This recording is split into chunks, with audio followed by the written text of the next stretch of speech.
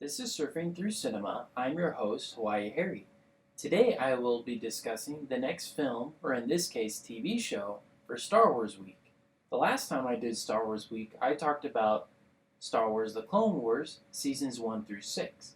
This week, I will be discussing all 12 episodes of Season 7, the last episode of which just aired last week on May the 4th. This will be filled with spoiler alerts, so keep that in mind, because I will be discussing all 12 of these episodes. So without further ado, this week is all about Star Wars The Clone Wars Season 7.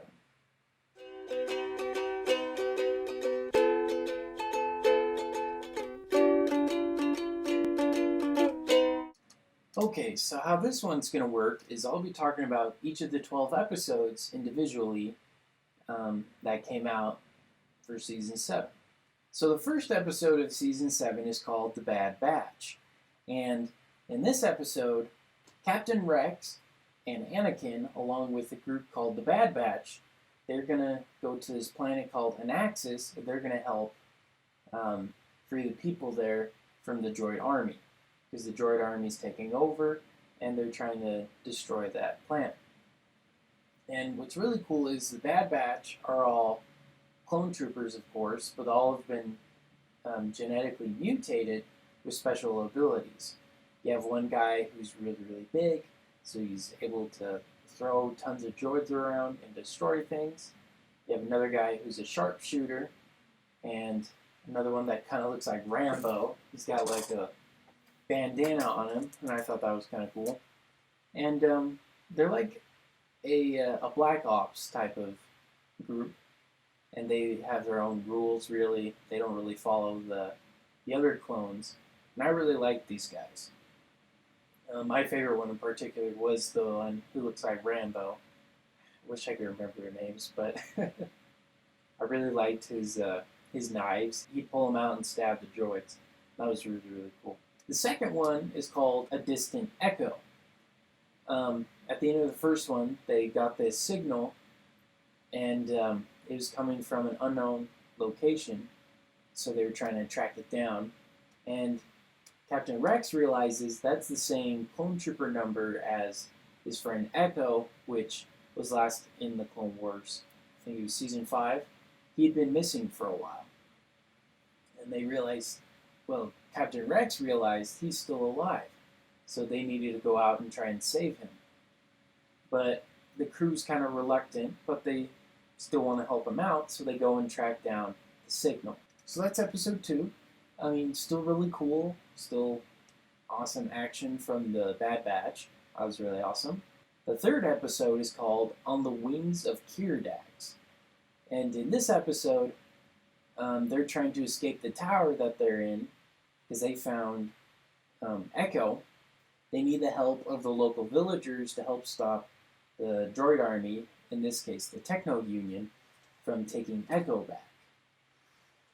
Now, as they're doing this, the clones are kind of reluctant to trust him, since Echo had been giving the Separatists their secret plans, the clone secret plans, and that's how they were gaining advantage over the clones, because they were using that information. So everyone's a little hesitant to like him because, well, he'd been an enemy spy for a while. As they try to escape the planet, they find the control ship that's being controlled by, I forgot his name, but he's like a tarantula-looking guy, and he's in charge of the separatist group in that area. And we've seen him a few times in the past in the Clone Wars. And they decide to take out the control ship. So Echo's loyalty is put to the test as he helps them take down this command ship. He gains access into it, and everyone's a little hesitant to agree with him. And Anakin goes off to go and find the Separatist leader, and rather than using the Jedi way of, communication and being a diplomat, Anakin just goes out and just starts cutting his arms off, and eventually he even kills him. And it's kind of a precursor to see what Anakin is kind of leading to eventually throughout the series. at the beginning of the series, he was kind of a nice, cheery guy, but also kind of a rebel. At this point, this is when we really see him start to become the Sith Lord he would eventually be as Darth Vader. And by the end of it, Rex realizes Echo is a real help for the Bad Batch, so he lets Echo go and join the Bad Batch. Because he's like a techno guy. He's got like a robot arm and can like break into things, and it's really cool. So he finally sees his good friend off into a better lifestyle. So, I named these 4 episodes kind of the clones. That's what it's really centered around, is the clone troopers. And the layout of the whole season is kind of like this. There are 3 main arcs altogether, and they kind of focus on the more important aspects of the Clone Wars series. And so the first part is about the clones, how we like them, how they're cool, and the eventual the eventual Order 66 that will come later on. That really isn't a spoiler because Episode 3 has been out for a while, but we know it's going to happen, but it's still tragic because we really like these characters.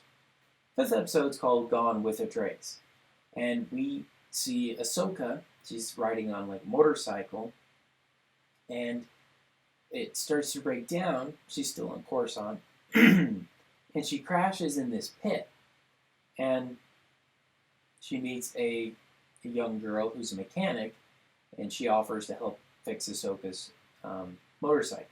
Her name is Trace, and she has a sister named Rama? Raka? I don't remember. Let's see real quick. Well, regardless, there are 2 sisters. One of them's a mechanic, and one of them's the more business type. And she realizes they don't really get along very well. The older sister is kind of manipulative and is, a gambler, really. She's constantly getting them into bad deals, making them, poorer than they already are. One of the instances, they acquire some big battle droids that Ahsoka was familiar with, and they're trying to resell them with restraining bolts. But these particular droids are notorious for just breaking everything. I think they call them breakers. And so Ahsoka and Trace are chasing one of them because the restraining bolt wasn't on all the way. And they start chasing him down the street to take him down. And so Trace is kind of like, oh, that's just my sister. We gotta forgive her. It's kind of sad. So it's the 5th one. Then the 6th episode is called Deal No Deal. And the older sister gets them into a deal where they're going to transport some goods from Kessel to some Pikes. They're the crime syndicate. And as they go to it, they realize the cargo they're going to be transporting is spice, which is used as an illegal substance to make people addicted to it. Kind of like, I think it's like comparable to cocaine or meth. When they're transporting it, Trace realizes that, this is a bad situation. Ahsoka's telling her this is not a good idea, whereas the sister is saying, oh, we're going to do this, whatever. This is fine. Like, there's nothing wrong with this. And Trace kind of makes a rash decision and dumps the whole load. And that puts him in a real sticky situation, because when they go to the Pikes are like, hey, where's our goods? And they try to, cheat him out of it, but the Pikes arrest them and put him to a prison because, they didn't get their goods that they had paid for. So, yeah. Ahsoka's in jail with the 2 sisters. That's where the episode ends. This podcast is brought to you by Anchor. If you haven't heard about Anchor, it's the easiest way to make a podcast. Here's how. It's totally free. There are tools that allow you to record and edit your podcast from your computer and even your cell phone. But that's not all. Anchor distributes your podcast for you so it can be heard on Spotify, Apple Podcasts, and many, many more. You could even make money from your podcast with no minimum listenership. Anchor is everything you need to make a complete podcast all in one small place. So go on and download the Anchor app or go to anchor.fm to get started today. The 7th episode is called Dangerous Debt. And in this one, they're trying to escape the prison. They come up with different schemes and different ways of escaping, but they all fail and they're eventually put back into the prison. That's pretty much all that happens in it. They have different prison escape attempts, but like I said, they end up getting locked up in jail again, and that's how the 7th episode goes. Then the 8th one is called Together Again. Ahsoka and all three of them are brought before the Pike's leader, and she bargains that she'll send the sisters out to go find the goods when we know in reality there's no goods. She was just trying to help them escape so that she could fight her way out as well. Because she knew they were kind of, bickering and fighting, so that'd be kind of hard to escape with the three of them. And she makes a startling discovery. She realizes Darth Maul is still alive, doing very well with his crime syndicate, the Crimson Dawn, which I think is really cool. I think they should have done more with that, but she realizes it, and then the sisters come back and help Ahsoka escape, and that was kind of a cool ending to the episode. But she also meets up with the Mandalorians. The Mandalorians, they tell her, hey, we need to stop Darth Maul. We need the Jedi to help. So they take Ahsoka, and the sisters are going back to Coruscant. And the episode ends with Ahsoka with the Mandalorians. They're on way to planet Mandalore so they can stop Darth Maul. But first they're going to stop at Starship to talk with the Jedi so they can have some assistance in taking down Darth Maul. And so that's the end of this part of the season. This I call the Ahsoka section because it's mainly focused on her. Because that too was a big part of the Clone Wars, was Ahsoka. To be honest, I didn't like this part as much. I think, I'll be honest, I thought the sisters were really annoying. I kind of wish it was just Ahsoka and the Mandalorians the whole time. I think that would have been really cool. They're like fighting the Crimson Dawn, chasing Darth Maul around. I think that would have been more of a cool story, because we don't get that as much with the next episodes. I mean, we do, but I think that should have been the middle section. I didn't really see a point of the sisters at all. I mean, they did give a good example of people who don't like the Jedi, as they talked about in their past. Their parents were killed as a result of the Jedi, one of the Jedi choosing to stop a ship into the building that they were living in. So, I mean, it was understandable, interesting point of view, but I don't think it was 4 episodes worth. Maybe 1. Maybe the first one. She's like, I'll be on my way, thanks for fixing my bike type of thing. That's what it should have been, but I didn't create it, so it is what it is. But so that leads us to the next part, and I liked how they formatted this last part.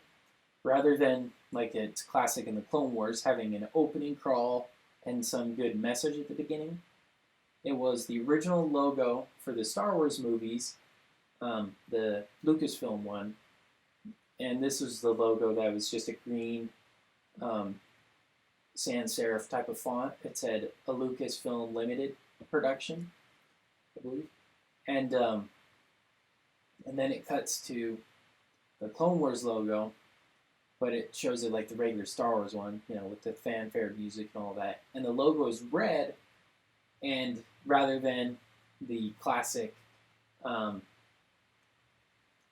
metaphor, it says Part 1. And then the subtitle is Old Friends Not Forgotten.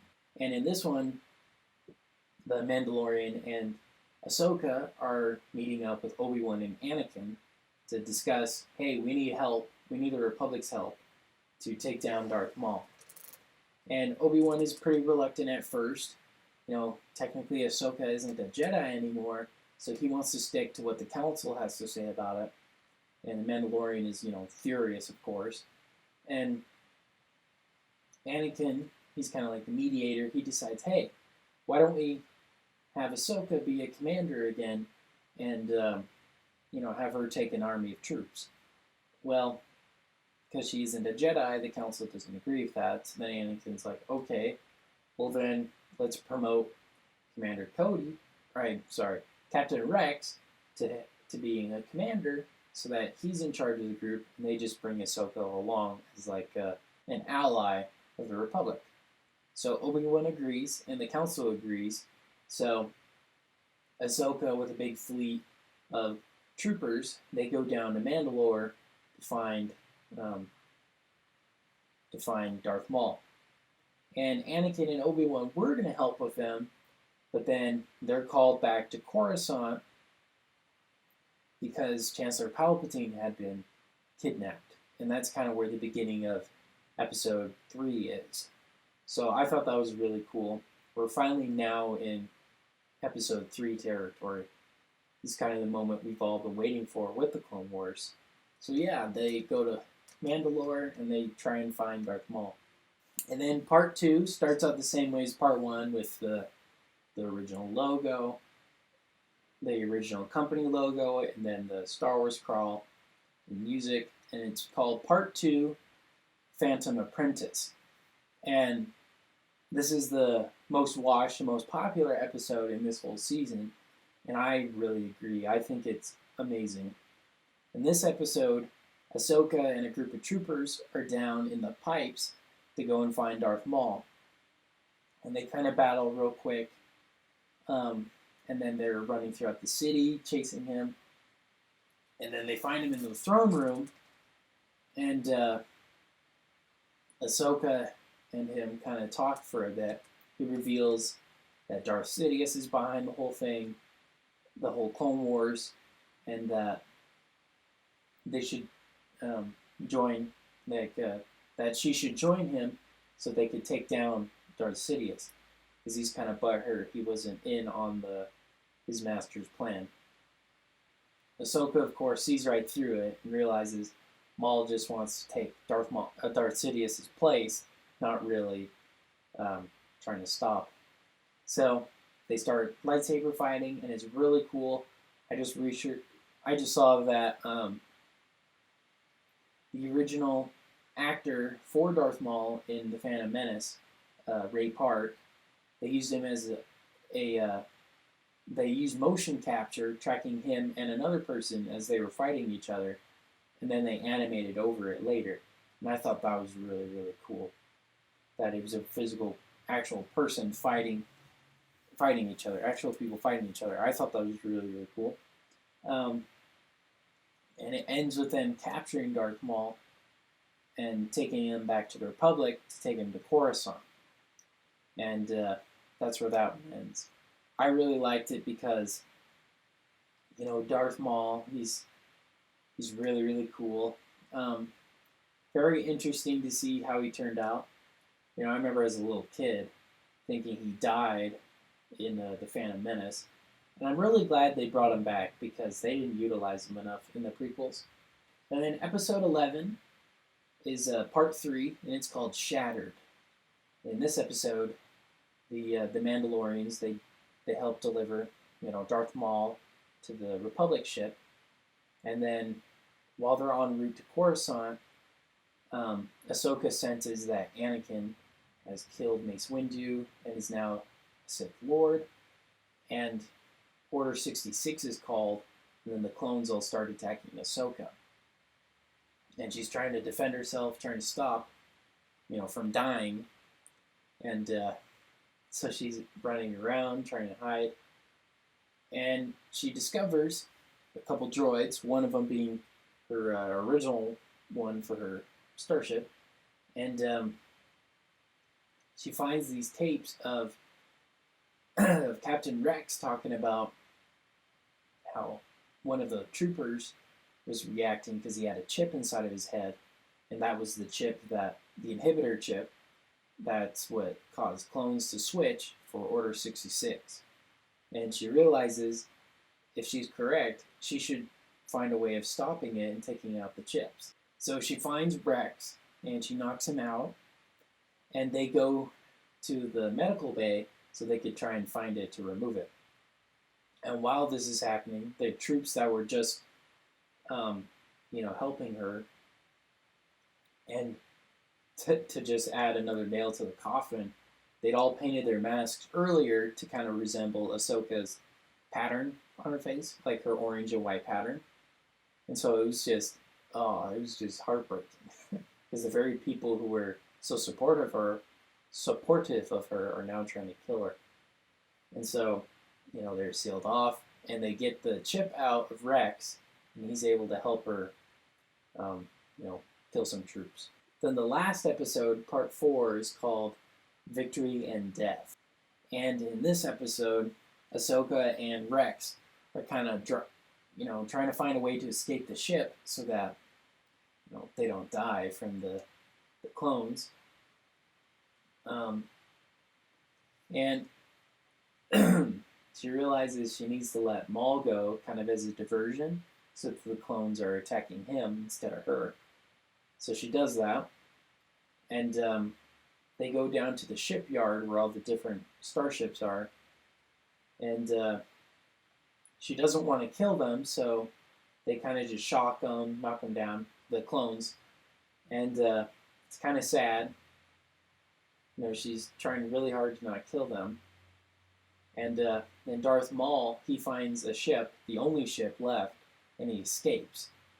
And but before he did that, he destroyed the ship's engines, so it's like plummeting towards this planet, and it looks kind of like Hoth. It's got like snow caps and all of that. So the ship is plummeting towards the planet, and they're trying to scramble to figure out a way to get out of there. And finally, when they're on the surface, Ahsoka and Rex escape in a ship, as Rex finds another one, and the ship crashes, and it's this huge scene. It cuts to Ahsoka burying all the troops. You see like their guns and then their helmets on top, and it's like totally silent. She doesn't say anything. And then Rex, he's also looking on, and she pulls out her lightsabers, and she puts it on the ground, kind of turns away from it, and walks away, kind of like officially being done with the clones, Jedi, everything. She's just done. And it then flashes forward to a few years later. I think it's 19 or 20 years later, and you realize it is Hoth because it's completely snow covered, and you see a bunch of snow troopers, and then you see Darth Vader walking, and he sees the wreckage, and sees like the clone helmets. And then in the ground, he finds a lightsaber, and he turns it on, and it's blue. And although there's no dialogue, you could tell he knows exactly what this is. He knows that this is Ahsoka's lightsaber, and that these are her troops. And in the last shot is of Darth Vader walking away. And then the camera pans down to a clone helmet with the painting or the tattooing that they did of Ahsoka. And that's like the last shot, kind of finalizing the series as a whole. And so this section I just called the ending. Like, this is the ending of the Clone Wars. And what I noticed that I thought was amazing is they put a lot of attention to detail. As a whole, I really liked this season. But again, I think the middle section of it, the one with the sisters, I think that should have been cut out, at least to one episode maybe, and more focus on like the Mandalorians, chasing Darth Maul. I think that would have been a better focus. But like the last 4 episodes, you know what's going to happen, so the whole time you're just like, oh, they're making such horrible decisions. But I think that's great that they're able to do that with this, because the audience knows what's going to happen, but the characters don't. So it's just all the more treasure. You're like, no, don't go. No, Anakin, don't go to Coruscant. Oh, but can't stop it. I really liked what Disney did with it. I think it was a good ending. But you could definitely tell they had a lot of influence on it, especially in the middle section. So I think compared to the Netflix one, I I didn't like season 6 as much. I mean, I liked the whole clone arc where they were finding the inhibitor chip and all of that. I thought that was really cool, but I think this one was better. I'm sad to see it go. I've been watching the Clone Wars since the first movie, or the movie and the first episodes. Like, I've been a fan of it for, well, now 12 years. So I think it was a good conclusion. Glad to see it end the way we wanted it to, which is in connection with episode 3. So it filled in all those gaps. So yeah, that's Star Wars The Clone Wars. So next time, I'll be discussing the next film for Disney Week. It'll be a review of the film Bambi, which hopefully they don't recreate as a live action, but you never know with Disney anymore.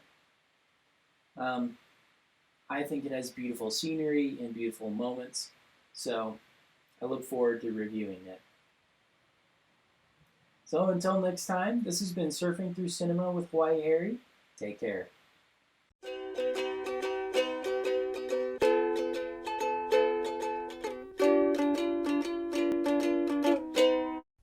Thank you for listening to Surfing Through Cinema. Make sure to check us out on Facebook at Surfing Through Cinema with Hawaii Harry and on Instagram with Surfing Through Cinema. We also have a website, www.anchor.fm/Surfing Through Cinema, where you can learn more details on upcoming episodes and on past episodes. We also want to let you know we're available on YouTube, so check us out Wednesday mornings at 5 a.m. Pacific Standard Time.